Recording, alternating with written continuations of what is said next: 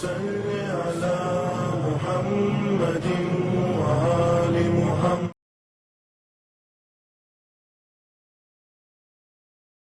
اعوذ باللہ من الشیطان اللعین الرجیم. بسم اللہ الرحمن الرحیم. الحمد للہ رب العالمین. الصلاۃ والسلام علی اشرف الانبیاء والمرسلین سیدنا و نبینا و حبیب قلوبنا و طبیب نفوسنا مولانا ابی القاسم محمد. اللہم صل علی محمد وآل محمد وعجل فرجہم. فقط قال اللہ تعالی و تبارک فی کتابہ المبین و فرقان الحمید وہو اصدق الصادقین و قولہ الحق. بسم اللہ الرحمن الرحیم. هل يستوي الذین یعلمون والذین لا یعلمون. اللہم صل علی محمد وآل محمد وعجل فرجہم. محترم ناظرین، السلام علیکم ورحمۃ اللہ وبرکاتہ. امپورٹنس آف ایجوکیشن ان اسلام کے سلسلے میں درس کی ایک اور کڑی جو آپ کے سامنے پیش کرنے جا رہے ہیں. لاسٹ ایپیسوڈ کا جو اختتام ہوا تھا وہ اس بات پر کہ طالب علم کے لیے جو چیز اہم ہے، ضروری ہے، ان میں سے ایک یہ ہے کہ اپنے والدین کے ساتھ نیکی کی جائے، ان کے ساتھ نیک سلوک کیا جائے، نیک برتاؤ کیا جائے. یہ علم کے اندر ایسی نورانیت اور جان پیدا کر دیتی ہے. یہی وجہ ہے کہ ہمارے پانچویں امام محمد باقر علیہ الصلاۃ والسلام، اللہم صل علی محمد وآل محمد وعجل فرجہم، آپ ارشاد فرماتے ہیں کہ پروردگار عالم نے 3 چیزوں کے اندر کبھی کسی کو رعایت نہیں دی. ایک تو امانت میں خیانت، جو کسی کے ساتھ نہیں کر سکتے، خواہ وہ نیک ہو جس نے امانت رکھوائی ہو، خواہ وہ شخص نیک ہو یا بد کردار ہو. اسلام نے رعایت نہیں دی ہے کہ اگر وہ بد کردار ہے تو آپ اس کی امانت کے ساتھ خیانت کریں. نہیں، کسی کے ساتھ بھی آپ امانت میں خیانت نہیں کر سکتے. سیکنڈ چیز ہے، دوسری چیز یہ ہے کہ عہد، وعدے کو، اگر کسی سے کوئی وعدہ آپ نے کیا ہے پورا کرو، چاہے وہ نیک ہو یا بد ہو وہ شخص. تیسری چیز ہے کہ والدین کے ساتھ نیکی، چاہے وہ مشرک ہی کیوں نہ ہو، اس میں کسی کو کوئی رعایت نہیں ہے. حتیٰ کہ والدین اگر انتقال بھی کر جائیں تب بھی ان کے ساتھ نیکی کے سلسلے کو الگ نہیں کیا جا سکتا.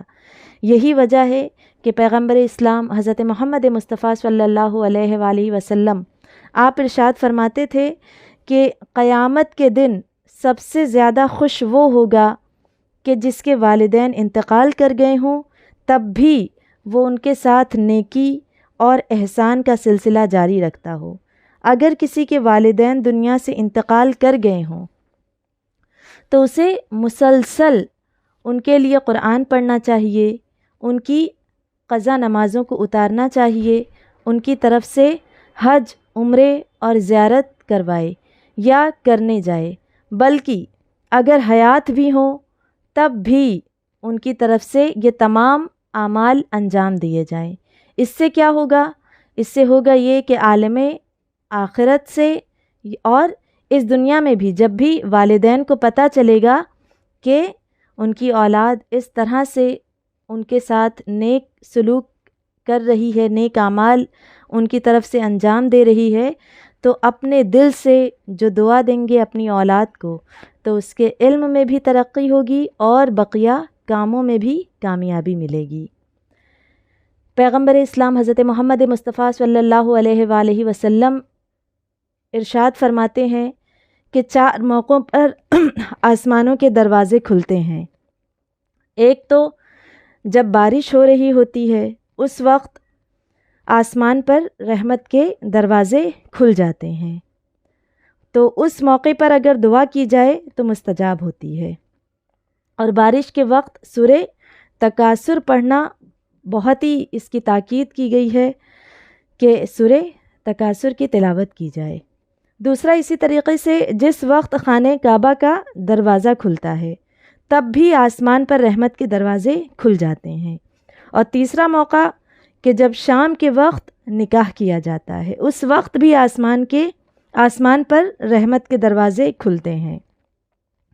اور چوتھا موقع پیغمبر اکرم حضرت محمد مصطفیٰ صلی اللہ علیہ وآلہ وسلم ارشاد فرماتے ہیں کہ جب اولاد والدین کے چہرے پر محبت بھری نگاہ ڈالتی ہے، اس وقت بھی رحمت کے دروازے آسمان پر کھل جاتے ہیں۔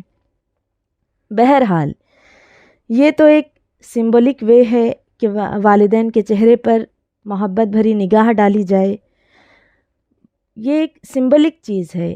ان کے ساتھ مکمل تمیز، تہذیب، ادب، آواز ان کی آواز سے اونچی نہ ہو، اخلاق، ان کی ضرورتوں کا احساس کیا جائے، بڑھ کر ان کی خدمت کی جائے، یہ تمام چیزیں بہت زیادہ امپورٹنٹ ہیں اور بہت زیادہ اہمیت رکھتی ہیں۔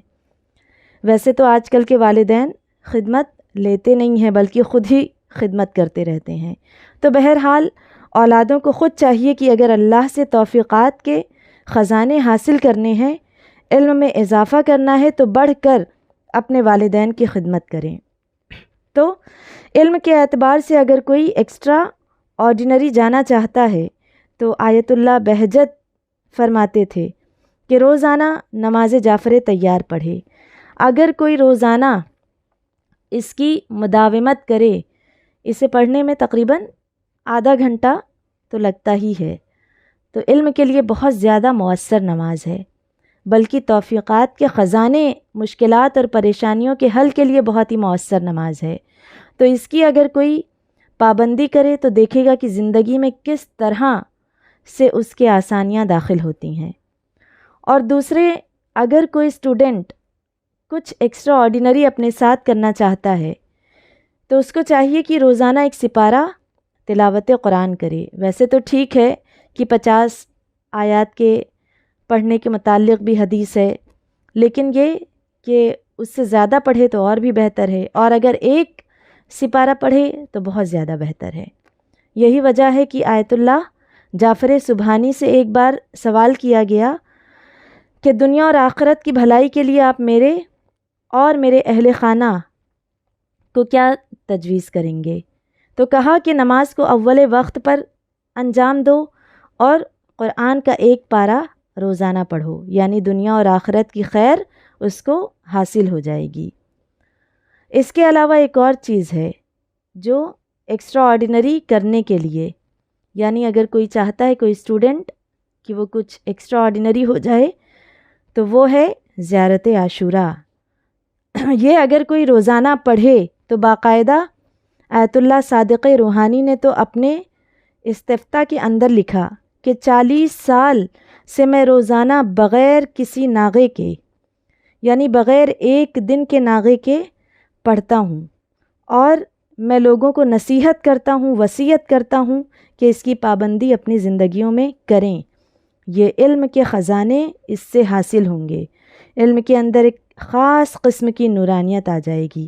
ورنہ ہم نے دیکھا کہ کتنے لوگ پیدا ہوتے ہیں اور مر جاتے ہیں، بہت کم لوگ ہیں جو ابھر کر سامنے آتے ہیں، لوگوں کے لحاظ سے نہیں بلکہ اللہ کی نظر میں، اور خود اپنے لیے انسان آگے سے آگے جانا پسند کرتا ہے، بلند سے بلند مقام پر جانا پسند کرتا ہے۔ تو بہرحال یہ تمام چیزیں ہیں۔ اور پھر علماء ایک اور چیز کہتے ہیں کہ طالب علم روزانہ کم از کم 1 گھنٹہ کوشش کرے کہ احکامات دین کو 1 گھنٹہ دے، 1 گھنٹہ توضیح المسائل کے اعتبار سے، 1 گھنٹہ فقہی احکام کے اعتبار سے۔ آج کل تو ہر چیز انٹرنیٹ پہ اویلیبل ہے اور بہت سی سہولیات ہیں، بہت ساری فیسلٹیز اویلیبل ہے، تو انسان 1 گھنٹہ تو یہ فقہی احکام، دینی احکام کو دے ہی سکتا ہے۔ اور پھر اس کے علاوہ ایک اور چیز ہے کہ محنت خوب کرنی ہے۔ آسانی اور ہر وقت آرام اور سہولیات کا مہیا ہونا، اور اسی میں آرام بھی بے تحاشا ہو رہا ہے، تو ایسے علم حاصل نہیں ہو سکتا، محنت کرنی پڑتی ہے۔ مثلاً کوئی خاتون ہے، بچے ہیں، چھوٹے بچے ہیں، ان کے ساتھ مشکلات کے ساتھ علم حاصل کرنا، یہ اصل میں انسان کے اندر وہ جوہر پیدا کرے گا کہ مشکلات سے نکلتے ہوئے علم حاصل ہو جائے گا۔ اور محنت کیسی کرنی ہے؟ یعنی جعلی ٹائپ کی محنت نہیں کرنی. ہم نے دیکھا ہے بہت سارے اسٹوڈنٹ ایسے ہوتے ہیں جو بہت ساری کتابیں پھیلا کر بیٹھے ہوئے ہوتے ہیں. ایسا دیکھنے میں لگتا ہے کہ بہت زبردست یہ محنت کر رہے ہیں، مگر اصلاً وہ محنت نہیں کرتے ہیں. تو اس طرح نہیں کرنا ہے، بلکہ اصل میں محنت کرنا ہے، جو واقعتاً جسے کہا جاتا ہے حقیقی محنت، وہ کرنا چاہیے. کہ فقط دکھاوا نہ ہو لوگوں کو کہ نہیں بہت ساری کتابیں ہیں، پھیلا کے بیٹھے ہوئے ہیں اور 6 گھنٹہ لگاتار بیٹھے ہیں اور پڑھائی وغیرہ کچھ نہیں ہو رہی ہے. تو اس طرح نہیں ہونا چاہیے اسٹوڈنٹ کو. جب بھی پڑھنے کے لیے بیٹھے دل لگا کر پڑھے. اور دیکھیے کہ یہ بھی ایک امپورٹنٹ چیز ہے کہ اسٹوڈنٹ کو چاہیے، طالب علم کو چاہیے کہ کبھی بھی ناغہ نہ کرے. اگر کبھی دیر بھی ہو جائے تو کبھی ایسا فیل ہوتا ہے آج تو دیر ہو گئی، چلو جانے دو، آج نہیں جائیں گے. نہیں، ناغہ نہ کرے. یہ ناغہ کرنے سے بہتر ہے دیر میں جانا. اور اگر کبھی کوئی چیز ٹائم ٹیبل کے خلاف بھی ہو جائے تب بھی پڑھے. فار ایگزامپل کبھی کبھی ایسا ہوتا ہے ہم نے ٹائم ٹیبل سیٹ کیا ہوتا ہے کہ یہ سبجیکٹ ہم 2 گھنٹہ پڑھیں گے. اب ٹائم ٹیبل کے خلاف ہو گیا کہ نہیں اب اس میں تو فقط صرف جو ہے وہ 15 منٹ بچے ہیں، اب کیا پڑھنا، 2 گھنٹہ ہم نے اس کے لیے ٹائم نکالا تھا، لکھا تھا اپنے ٹائم ٹیبل میں. نہیں، 15 منٹ تو 15 منٹ ہی صحیح، مگر پڑھ لیں. کبھی ایسا ہوتا ہے کہ سچویشن ایڈورس ہوتی ہے، تو ضروری نہیں ہے کہ ہر وقت جو ہے وہ آئیڈیل سچویشن رہے تبھی علم حاصل کیا جائے. نہیں، کبھی کبھی سچویشن ایڈورس بھی ہوتی ہے. بہرحال جتنی مشکلات انسان اٹھائے گا، جتنی تکلیفیں برداشت کرے گا، اتنی زیادہ علم میں گہرائی اور نورانیت بھی آئے گی. مشکلات کے ساتھ نمٹتے ہوئے علم حاصل کیا جائے. تو پروردگار عالم کی بارگاہ میں یہی دعا ہے کہ پروردگار عالم ہم سب کو زیادہ سے زیادہ علم دین اور علم دنیا دونوں حاصل کرنے کی توفیق عطا کرے. اور ساتھ ساتھ میں اولاً اور آخراً بس یہی دعا ہوتی ہے کہ بار الہ فرزند زہرا یوسف زہرا وارث زہرا کے ظہور میں تعجیل فرمائے. ہمارا شمار، ہمارے مردوں کا شمار ان کے اعوان و انصار اور منتظرین میں فرمائے. حضرت حجت کو ہمارے نام اعمال سے راضی اور خوشنود فرمائے. ربنا تقبل منا انکا انت السمیع العلیم. اللہم صلی علی محمد و آل محمد وعجل فرجہم.